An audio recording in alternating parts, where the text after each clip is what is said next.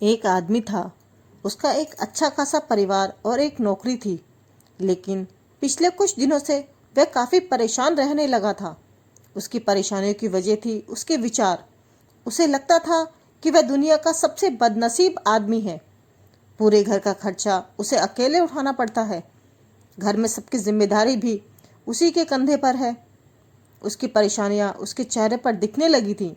वो बात बात पर गुस्सा हो जाता। उसका चिड़चिड़ापन दिन प्रतिदिन बढ़ता ही जा रहा था। एक दिन वह अपने घर में ऐसे ही परेशान सा बैठा हुआ था कि तभी उसका बेटा उसके पास आया और कहने लगा, पापा, मुझे स्कूल से होमवर्क दिया गया है।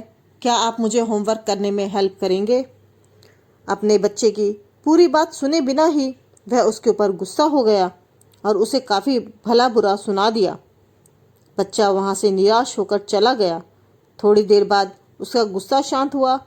तब उसे अपनी गलती का एहसास हुआ। वह अपने बच्चे के कमरे में गया, जहाँ उसने देखा कि उसका बच्चा नोटबुक में होमवर्क करते करते ही सो गया था। उसने नोटबुक उठाकर देखा। उसमें आज स्कूल से एक विषय पर पैराग्राफ लिखने के लिए दिया गया था। विषय कुछ ऐसा था, ऐसी चीज़ें जो पहले बुरी लगती हैं लेकिन होती अच्छी हैं। बच्चे ने कुछ पैराग्राफ उस विषय पर लिख लिए थे। वह व्यक्ति उस नोटबुक में लिखे को पढ़ने लगा। बच्चे ने कुछ इस तरह से लिखा था, मैं उन परीक्षाओं का धन्यवाद करना चाहूँगा जो पहले मुझे बहुत बुरी लगती थी, लेकिन बाद में मुझे समझ आया। उसके बाद ही वैकेशन आता है। मुझे बीमारी में खाई जाने वाली सभी कड़वी दवाइयों से नफ़रत थी, लेकिन बाद में मैं समझ पाया कि उन्हीं दवाइयों की वजह से मैं स्वस्थ हो पाता था और बाकी सभी चीज़ों का मज़ा ले पाता था। सुबह सुबह बजने वाला अलार्म मुझे अच्छा नहीं लगता था, लेकिन बाद में मैं समझ पाया उसी अलार्म की वजह से मुझे सुबह जल्दी उठने की आदत लगी और वही अलार्म ही मुझे ज़िंदा होने का एहसास दिलाता है।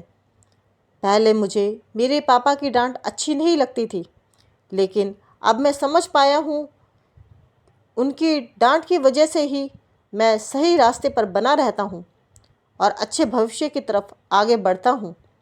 सभी चीज़ों के लिए और ख़ासकर मेरे पापा के लिए मैं भगवान को धन्यवाद देना चाहूँगा, क्योंकि मुझे डांटने के लिए मेरे पापा तो हैं। मेरे दोस्त के पास तो पापा ही नहीं है। मेरे पापा ही मेरी सारी ज़रूरतें पूरी करते हैं। कभी कभार डांटते भी हैं तो मेरे भले के लिए। अपने बेटे के विचार उस नोटबुक पर पढ़कर वह व्यक्ति गहरी सोच में पड़ गया। बेटे के लिखे हुए विचार उसके दिमाग में घूमने लगे। उसे लगा जैसे वह कई दिनों से किसी गहरी नींद में सो रहा था और यह नोटबुक पढ़ने से उसकी नींद खुल गई हो। उसने पेन और नोटबुक ली और अपने विचार लिखने शुरू किए। उसने लिखा कि मुझे अपने घर का सारा खर्च उठाना पड़ता है। इसका मतलब है मेरे पास एक बहुत अच्छा घर है और नौकरी भी। ये उन लोगों से कहीं बेहतर है जिनके पास घर या नौकरी नहीं है। सबकी जिम्मेदारी मुझे निभानी पड़ती है।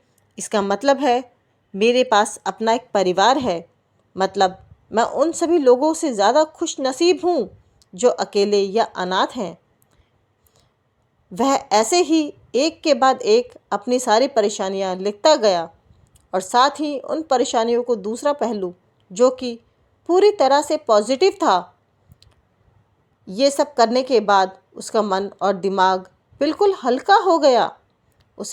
उसे लगा जैसे जिन्हें वो परेशानी समझ रहा था वो कोई परेशानी थी ही नहीं। दोस्तों, हम में से कई लोग अपने जीवन में घटने वाली हर घटना को नकारात्मक दृष्टि से देखते हैं और हमेशा दुखी रहते हैं। हमें हर समस्या या परेशानी को सकारात्मक दृष्टि से देखना चाहिए। जिस दिन से हम ऐसा करने लगेंगे उस दिन से हमारी हर समस्या गायब हो जाएगी, क्योंकि कोई भी समस्या एक नेगेटिव विचार से ज़्यादा कुछ भी नहीं होती है, और अगर है भी तो भी समस्याओं का समाधान शांत मन और पॉजिटिव सोच से ही मिलता है। दोस्तों, आपको हमारी कहानी कैसी लगी? कमेंट सेक्शन में कमेंट करके ज़रूर बताएं। वीडियो अच्छी लगे तो इसे लाइक करें, शेयर करें और हमारे चैनल को सब्सक्राइब करें।